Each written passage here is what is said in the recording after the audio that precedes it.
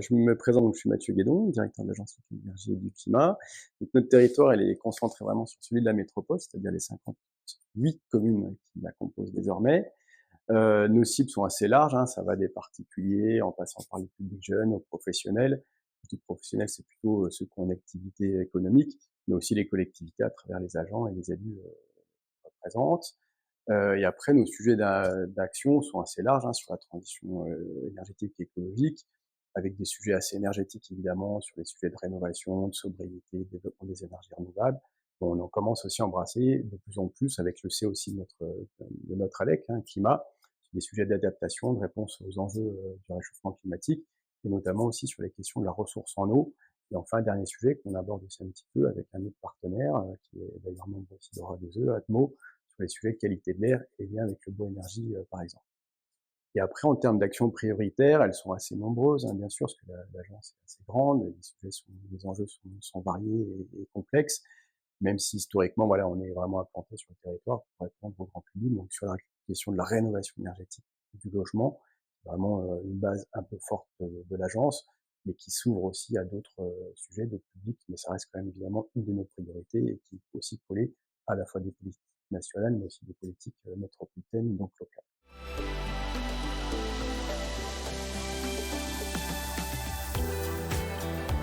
L'écosystème d'acteurs est large et riche, et c'est tant mieux pour nous parce qu'on s'aperçoit aussi que la collaboration, la coopération est aussi utile pour répondre collectivement à ces enjeux. Je vais prendre peut-être 3 exemples. Le CIGERLI, syndicat d'énergie de l'aire lyonnaise, avec qui on collabore et qui est aussi par ailleurs membre de l'ALEC. On travaille plutôt sur les sujets du développement des énergies renouvelables thermiques avec eux, puisqu'ils ont vraiment aussi cette mission d'amener leurs membres, c'est-à-dire les communes du territoire, à aller chercher ce type de projet. Donc c'est des échanges réguliers avec les équipes qui font un petit peu état des lieux sur les projets en cours.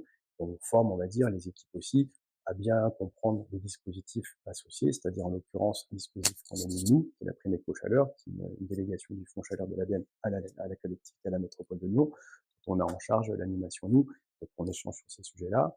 Un autre acteur qui est aussi membre de l'ALEC, qui est la LTE 69, donc qui est un peu notre cousine sur le reste du Rhône, avec qui on collabore spécialement en direction des professionnels de la rénovation énergétique. J'entends par là les bureaux d'études, les AMO, mais aussi les nouveaux acteurs qui sont arrivés depuis le début d'année, c'est-à-dire l'EMA, mon accompagnateur Rénov. Donc là, on vient finalement accueillir ces nouvelles structures qui démarrent une activité pour qu'ils comprennent aussi notre rôle, qu'ils comprennent aussi les spécificités locales, les dispositifs d'aide, etc.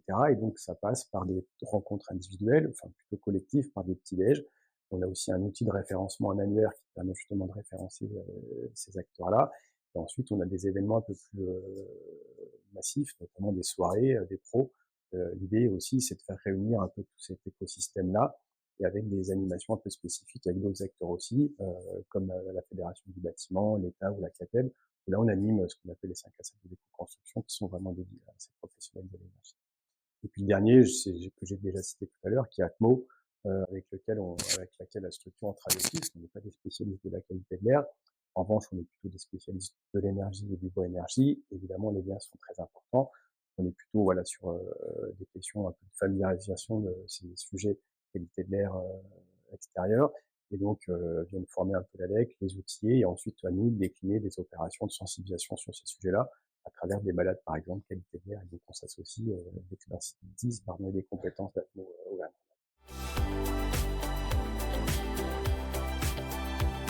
Ah ah, on vient chercher beaucoup de choses. On vient chercher aussi un écosystème, des relations avec des acteurs, la capacité aussi d'Aura2E à pouvoir aller chercher des programmes européens dans lesquels on s'inscrit régulièrement. Le dernier en date était Powerty, si je ne me trompe pas. Donc voilà, c'est une mise en relation à cette échelle européenne, mais qui vient aussi s'inscrire sur les territoires. Et puis ensuite, des expertises un peu spécifiques, comme par exemple sur la question du développement de la géothermie. On a aussi besoin, ces retours d'expertise, et venir co-animer un peu des assemblées sur ces sujets-là. Et on travaille par exemple actuellement sur le couplage du solaire thermique avec de la géothermie, avec un GT qui a été dédié, qui est par ailleurs co-animé avec l'ENER10 à l'échelle locale. Et puisqu'il y a une animation aussi régionale de la filière Aura 2E et Temervis, qui est aussi importante pour nous, et donc de s'y associer et de pouvoir faire appel à cette expertise est aussi hyper intéressant pour nous. Après, il y a d'autres sujets qui pourraient arriver, comme le programme proximité, sur lequel voilà, on peut aussi trouver des interactions sur la sensibilisation, la formation des élus locaux, qui est chère à l'ALEC, puisqu'on a aussi cette particularité d'avoir des élus qui sont à la fois communaux, qui peuvent être communautaires, mais aussi qui peuvent être l'un ou l'autre. Donc, avec une question de gouvernance politique assez spécifique.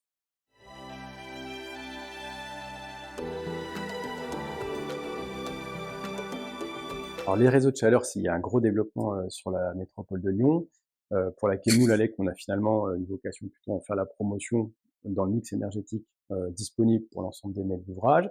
Et c'est bien une politique métropolitaine qui ensuite, évidemment, s'appuie sur ces délégataires, avec un schéma directeur qui va arriver. Donc voilà, ça fait partie de l'écosystème, évidemment, énergétique de la métropole de Lyon. Et nous, finalement, on vient plutôt venir développer les énergies renouvelables plutôt sur du diffus, donc plutôt à l'extérieur de ces périmètres-là, puisque voilà, cette solution est déjà disponible ou en développement. On va plutôt s'associer, s'attacher aux territoires finalement non couverts, donc plutôt sur du diffus. Donc c'est là où justement on intervient avec cette fameuse prime éco-chaleur, dans notre rôle évidemment d'appui de cette politique, qui est une politique complémentaire finalement au réseau de chaleur de la métropole de Lyon, avec beaucoup de prospectives, c'est-à-dire faire de la prospection auprès d'acteurs qui ne connaissent pas forcément, ces dispositifs-là. Donc, c'est des industriels, par exemple, mais pas que. C'est un gros travail de prospection qui va ensuite chercher, identifier, qualifier un certain nombre de projets. Et ensuite, à nous, charge de les animer, les accompagner, c'est-à-dire par des études d'opportunité, par exemple, jusqu'à l'aide au dépôt. Et on a aussi ce rôle d'instruction pour la métropole de Lyon, de dossier de demande de financement, à la fois sur les études préalables, les études de faisabilité, mais aussi sur l'aide à l'investissement en tant que tel, puisque c'est évidemment le but du jeu, c'est que cette décision puisse être prise.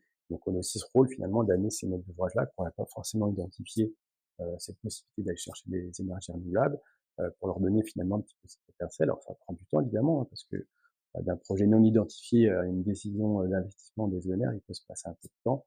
Et c'est aussi dans notre rôle de finalement embarquer les gens aussi dans ces solutions.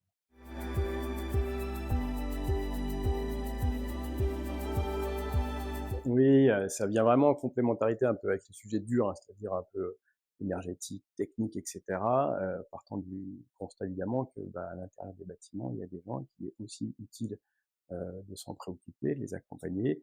C'est pas forcément inné, donc ça demande des compétences qui sont pas forcément des compétences techniques, mais plutôt celles des sciences